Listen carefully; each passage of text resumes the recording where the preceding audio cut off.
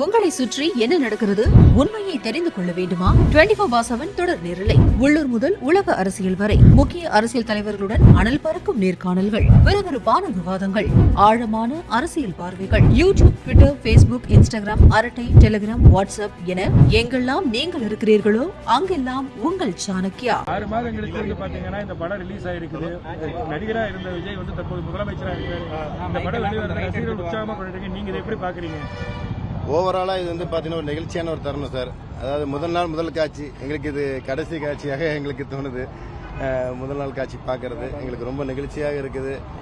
ஒரு மனசுக்குள்ள ஒரு வழி இருந்தாலும் நாட்டுக்கு தேவை, அதாவது நம்மளுடைய மக்களுக்கு தேவை என்பதை உணர்ந்து முதலமைச்சராக முதலமைச்சர், அதனால் நாங்கள் சில வழிகள் நாங்கள் தாங்கிக் கொள்ளக்கூடிய பக்குவத்தில் வந்திருக்கிறோம்.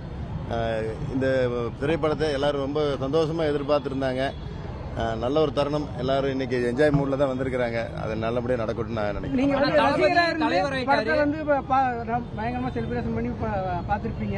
இப்ப அமைச்சரா பாக்குறது என்ன வித்தியாசம் சார்? என்னோட அடையாளம் எப்பயுமே நான் முதல்ல ரசிகன் என்பது என்னோட முதல் அடையாளம். 30 வருடமாக நான் ரசிகனாகவே இருந்தேன். அது முதல் அடையாளம் அதுதான்.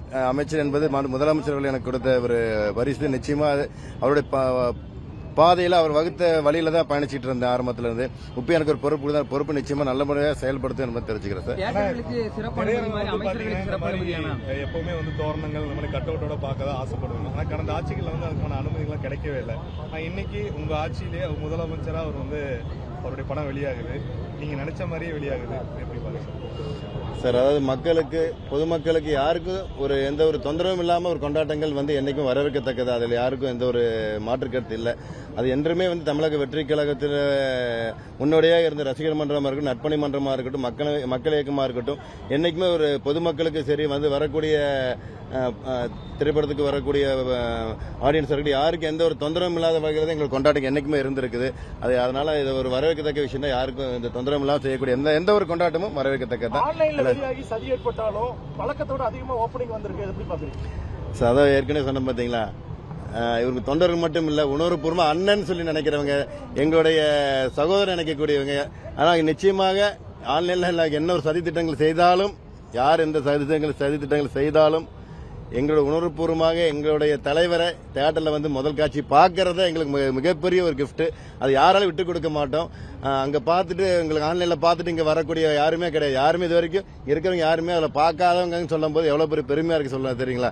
நிச்சயமா இருக்கு. அவர் சேர்த்திருக்கக்கூடிய ஒவ்வொரு தொண்டர்களும் உணர்வுபூர்வமாக அவரை மதிக்கக்கூடியவங்க, நல்வழியாக செயல்படுத்தக்கூடியவங்க சொல்லி இதுல இருந்து தெரியுது. ரொம்ப சந்தோஷம். படம் நடிக்கணுங்கிறது ரசிகரோட ஆசையா இருக்கு. உங்களோட ஆசை சார்? அது மக்களுக்கு உண்டான தலைவர். அவர் மக்களுக்கு உண்டான சேவைகள் செய்யக்கூடிய இடத்துல இருக்காரு.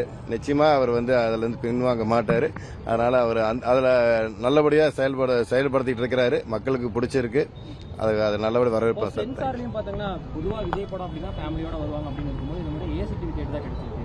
அதை எப்படி பாக்குறீங்க? ஃபேமிலி ஆடியன்ஸ் குறைவதற்கான வாய்ப்பு இருக்குமா? சார், எங்களுக்கு எல்லாத்துக்கும் ஒரு ஆசை தான். குழந்தைங்க ரொம்ப ஆசைப்படுறாங்க. இது நம்ம கையில் இல்லை சார். தேங்க்யூ.